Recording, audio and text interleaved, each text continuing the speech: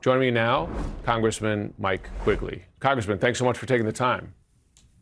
Glad to be back. Thank you. First, I want to begin on the Iran war. Do you think Iran buys President Trump's threats at this point, given the delays? I mean, of course, he did carry out several weeks of strikes. But at this point, do they judge the U.S. to be still fully invested in this war? You know, I don't know which president that they believe in at this point in time. I mean, obviously, the world has watched President Trump give ultimatum after ultimatum to Putin and back off on each one of those. And they've seen multiple ultimatums where the president backed off here. So I'm not sure which president they feel like they're viewing, the mercurial, erratic, sometimes unhinged president. So I suspect they're probably preparing for the worst, understanding that anything could still happen. Is there something more to Gulf allies pushing the U.S. president to back off attacks, more than just hope for negotiations? Does the U.S. have a problem with its Gulf allies? Are they losing confidence in the war, in the progress of the war? Are they increasingly concerned about the economic costs of this war as well? Well, look, and there's the actual physical destruction, the infrastructure that's already been destroyed that would take years to rebuild. And obviously, that's not just that oil manufacturing, refining infrastructure. It's water purification plants. It's the fact that they don't just get oil through the strait; they get their food supplies.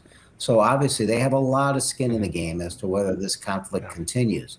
They all want peace, and obviously, this could escalate again tomorrow and make their lives just a living hell financially, and actually real threats to their own people.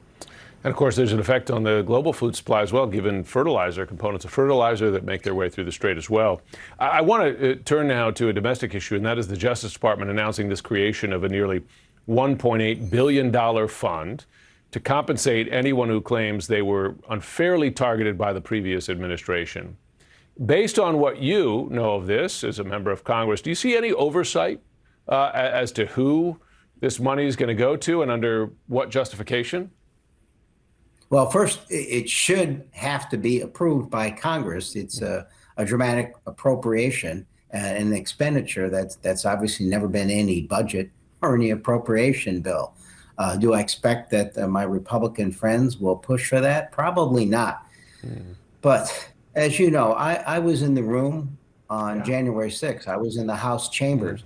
I will say this again. Without the courage of the Capitol Police and the Washington, D.C. police and others, I'm not sure I would be here, and I'm not sure our fragile little experiment in democracy would be here. So this is a big deal.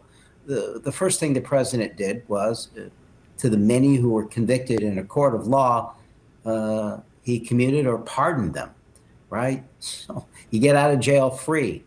And now he's going to reward them. He's going to, in a sense, pay them for what they did, right? These are people who wanted to hang the vice president of the United States, who wanted to overturn a lawful election, who right afterwards, the Republican leadership scorned the president and the people who did this.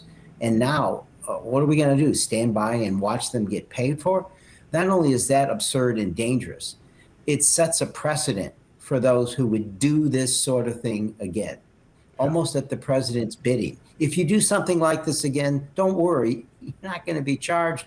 We're going to pay you for it. In a statement, Trump's acting attorney general, Todd Blanche, who of course used to be his personal attorney, said, quote, "The machinery of government should never be weaponized against any American," as he justified this new fund. Well, what was your reaction to hearing that from this current administration, given its many prosecutions of the Trump's critics and adversaries? It's a lesson to our country and to the world, the reminder that we learned in Russia and Hungary and here in the United States, that someone can be elected in the democratic process and then turn the assets of a democracy into weapons, as we've seen with the Justice Department, the Department of War, our military and troops in the street. It's a very, very scary time. These are the actions of a tyrant. He's not halfway through this term. So it is time to step up and stand up against what the president's doing. I beseech my colleagues on the Republican side. We're going to have another war powers vote this week. Last week it was a tie. When we get one more Republican to stand up and push back against an illegal war and illegal appropriations and a fund like this. Congressman Mike Quigley, we'll be watching. Thanks so much for joining. Thank you.